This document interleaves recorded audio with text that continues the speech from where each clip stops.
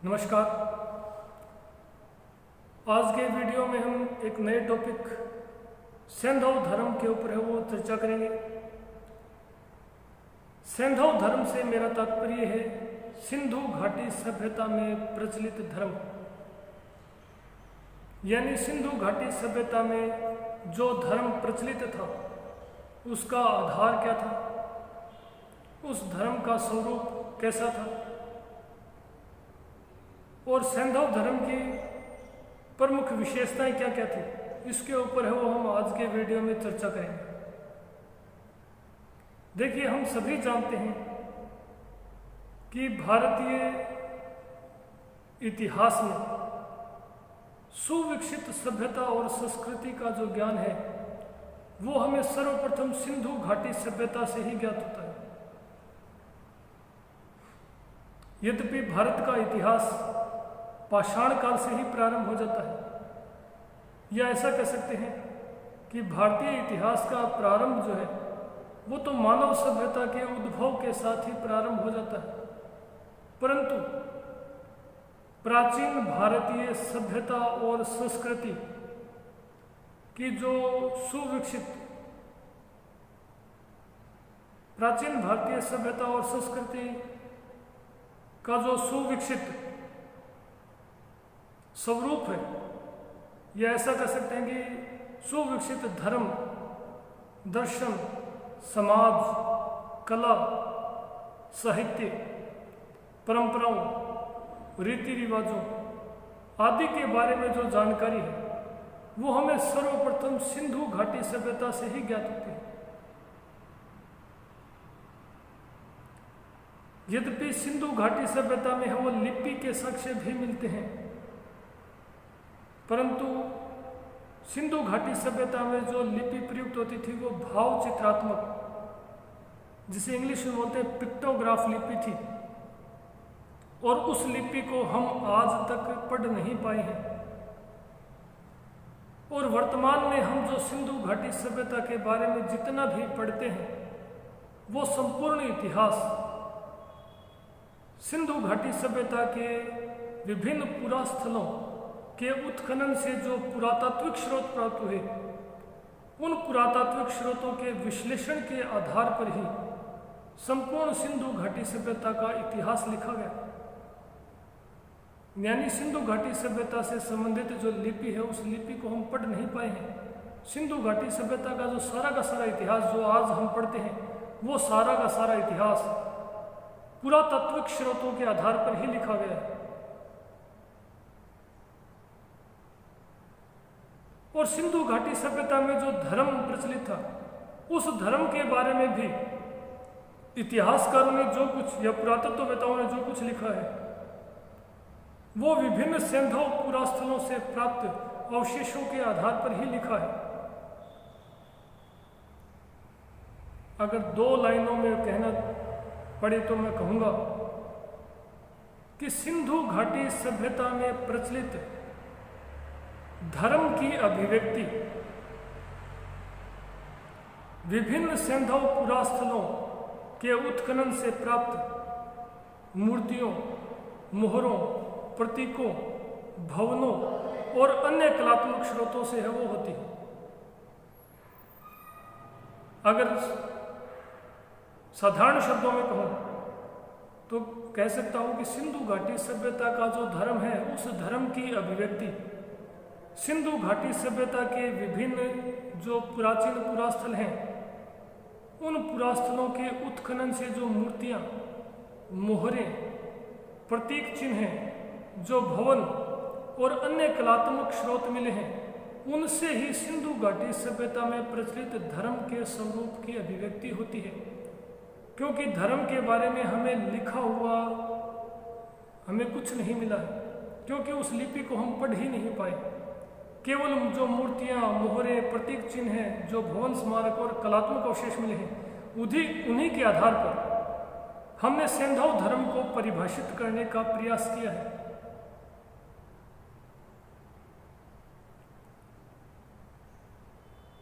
तो चूंकि हमने सैंधव जो धर्म है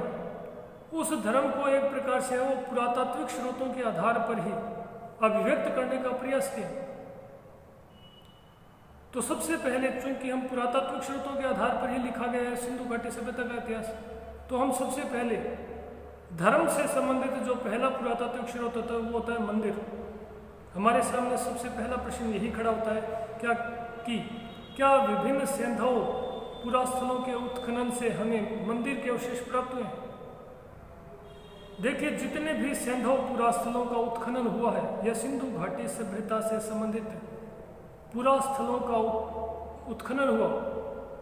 वहां से स्पष्टतया मंदिर का कोई साक्ष्य नहीं मिला है। यानी ऐसी किसी भी भवन स्मारक का अवशेष नहीं मिला है जिसे हम स्पष्ट रूप से मंदिर कह सकें। यद्यपि हरियाणा के जो बनवाली है वहां से एक ऐसा अर्धवर्ताकार ढांचा मिला है जिसकी पहचान पुरातत्ववेत्ताओं द्वारा संभावित मंदिर के रूप में की गई है।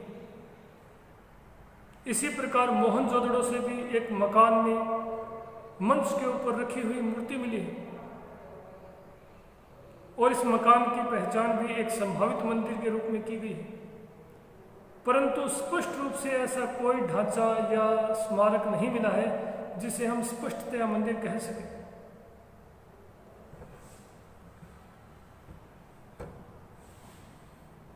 इस प्रकार जो सैंधव धर्म है, उस सैंधव धर्म की अभिव्यक्ति है वो विभिन्न सैंधव पुरास्थलों से प्राप्त जो भवन स्मारक हैं, जो मोहरे हैं, जो मूर्तियां हैं, जो कलात्मक अवशेष हैं,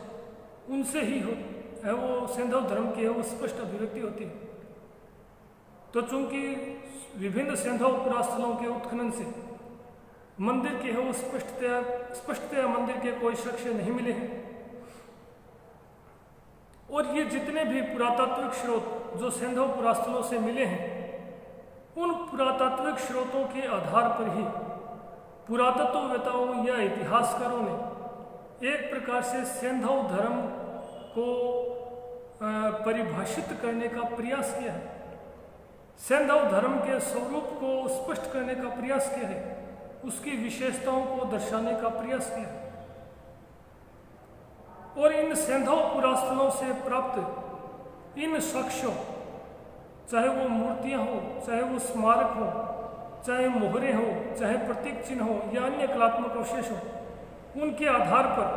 ये उनके विश्लेषण के आधार पर इतिहासकारों और पुरातत्ववेत्ताओं ने जो सैंधव धर्म है उसकी प्रथम विशेषता के रूप में ये स्पष्ट करने का प्रयास किया है कि सिंधु घाटी सभ्यता में नारी को देवीय रूप में प्रतिष्ठित किया जाता था, या ऐसा कह सकते हैं कि सिंधु घाटी सभ्यता में नारी को मातृ देवी के रूप में पूजा जाता था, जो कि सैंधव धर्म की प्रथम विशेषता भी है।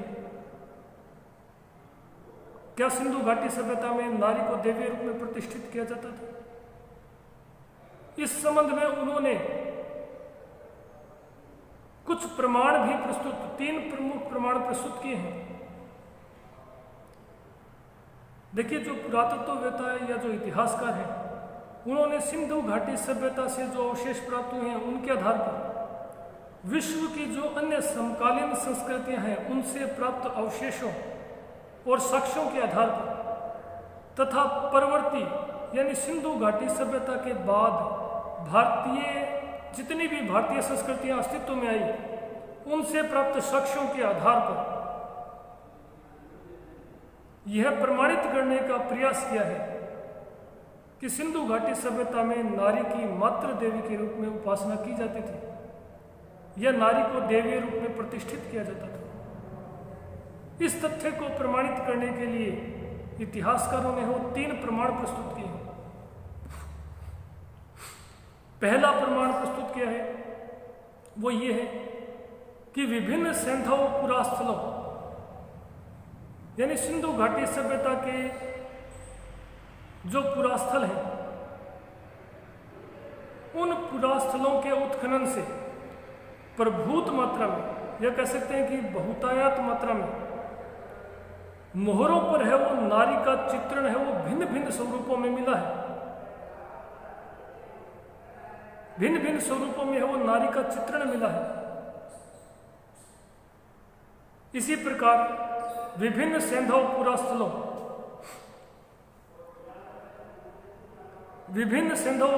से हो बड़ी संख्या में हो नारी मूर्तियां भी प्राप्त हुई, यानी मोहरों पर है वो नारी के अलग अलग स्वरूपों में अंकन और बड़ी संख्या में है वो नारी मूर्तियों की प्राप्ति के आधार पर पुरातत्ववेताओं और इतिहासकारों ने इन्हें मातृ देवी, प्रकृति देवी और पृथ्वी देवी के रूप में है वो इन्हें एक प्रकार से प्रतिष्ठित करने का प्रयास किया और कुछ ऐसे प्रमाण भी प्रस्तुत किए हैं, जैसे कि हड़प्पा से एक ऐसी मोहर मिली है जो हड़प्पा पुरास्थल है, उसके उत्खनन से एक ऐसी मोहर मिली है जिसके ऊपर एक नारी के गर्भ से निकलते हुए पौधे का अंकन किया गया है। और इस प्रकार के अंकन के कारण ही पुरातत्ववेताओं या इतिहासकारों